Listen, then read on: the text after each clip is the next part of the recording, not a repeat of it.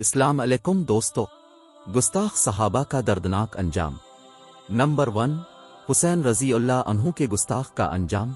अबू रजाक अतारद्दी रहमा अल्लाह फरमाते हैं, हमारा एक पड़ोसी जो कूफा से आया था सैयदना हुसैन रजी अल्लाह अन्हु के मुतालिक कहने लगा, तुम इस फासिक इब्न फासिक को नहीं देखते जिसे अल्लाह ने हलाक कर दिया है। बस इस गुस्ताखी की वजह से अल्लाह ताला ने इसकी आंख में 2 कील मेख फेंके और उसे अंधा कर दिया।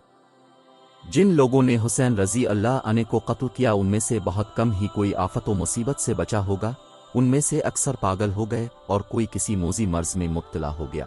नंबर 2, अबू हुरैरा रजी अल्लाह अन्हु के गुस्ताख का अंजाम।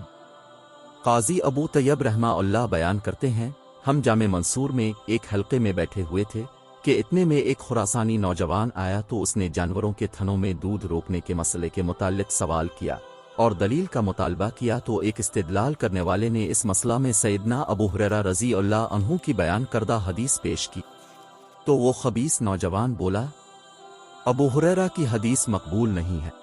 काजी अबू तैयब रहमा अल्लाह फरमाते हैं, इस नौजवान ने अभी अपनी बात पूरी ही नहीं की थी कि इतनी में जामे मस्जिद की छत से एक बहुत बड़ा सांप गिर पड़ा तो लोग भागने लगे और वो नौजवान भी इस सांप के आगे भागने लगा। बाद में उसने तौबा की तो ये सांप गायब हो गया।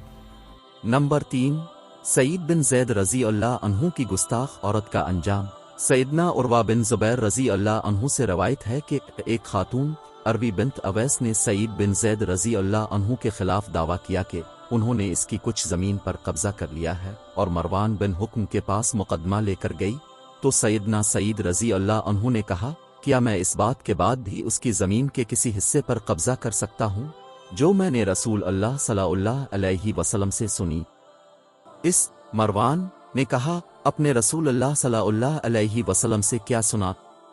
उन्होंने कहा, मैंने रसूल अल्लाह सल्लल्लाहु अलैहि वसल्लम से सुना, अब फरमा रहे थे, जिसने किसी की जमीन एक बालिश्त भी जुल्म से हासिल की इसे 7 जमीनों तक का तौक पहनाया जाएगा।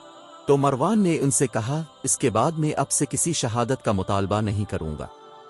इसके बाद उन्होंने सईद ने कहा, ए अल्लाह, अगर ये झूठी है तो उसकी आंखों को अंधा कर दे और उसे इसकी जमीन ही में हलाक कर दे। उर्वा ने कहा, वो इस वक्त तक न मरी यहां तक कि इसकी बीनाई खत्म हो गई।